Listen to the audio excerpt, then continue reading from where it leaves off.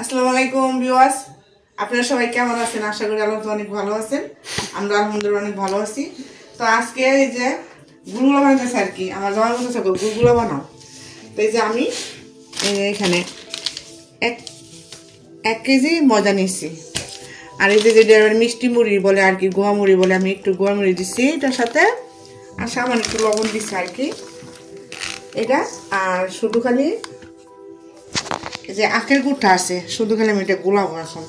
এটা সারা রাত্রে এই যে রেফিন করে রেখে দেবো। আমি কিন্তু বেকিং পাউডার দিব না, কিনু কিছু দিব না, তারপরে আমি সুডা দিব না, কিনু কিছু দিব না, শুধু সাদা সিধা খালি যে দেখেন এটা একটু গোলাই নিচ্ছি, চেকে নিচ্ছি। আবার যদি বাউল টোল থাকে গুড়টার মধ্যে,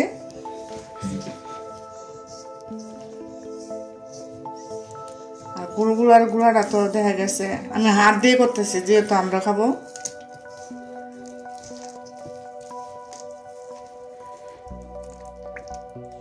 একটা গোমর একটা গ্রাম বাড়িতেছে অনেক সুন্দর। এক কেজিতে অনেকগুলা গুড়গুলা হয়।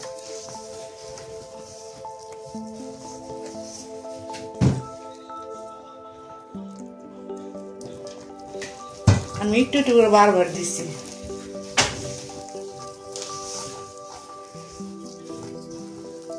ইটালির যে এই ময়দাটা সবচেয়ে মানে ভালো আর কি। এটা দিয়ে রুটি কোন, পারোটা কোন, গুড়গুলো সব কিছুই ভালো লাগে। আবার একটু ওভেন চাচ্ছি তো, এই জন্য ওভেনে একটু করে শব্দ আসে।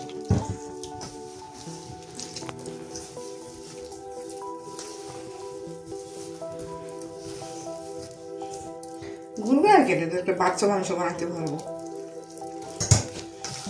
একেবারে সহজ একটা জিনিস। গুলাটা কত সুন্দর হয়েছে, আর পাতলা করবো না, অল্প অল্প করে দিতে হয়, তাহলে গরম দিতে হয়। আর অল্প অল্প করে আর দিব না, শেষ।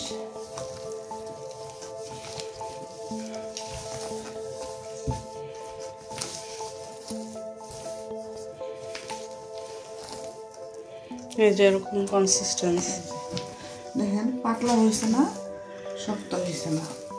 এটা সারা রাতে আমি যদি রেপন করে রেখে দিই, আমি টেবিলের মধ্যে রেখে দিব আর কি।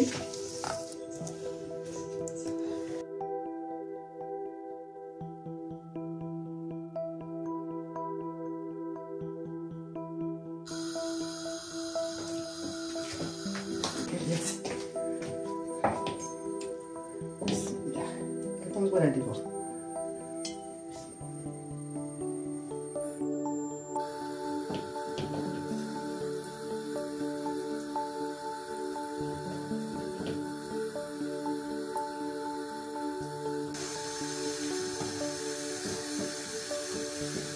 এখন আমি উঠে রেখেছি।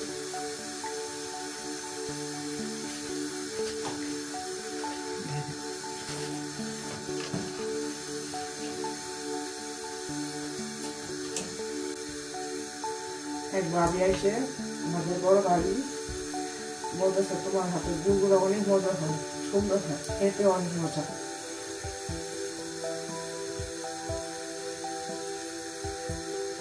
ভাবি আজকে ফোন দেব।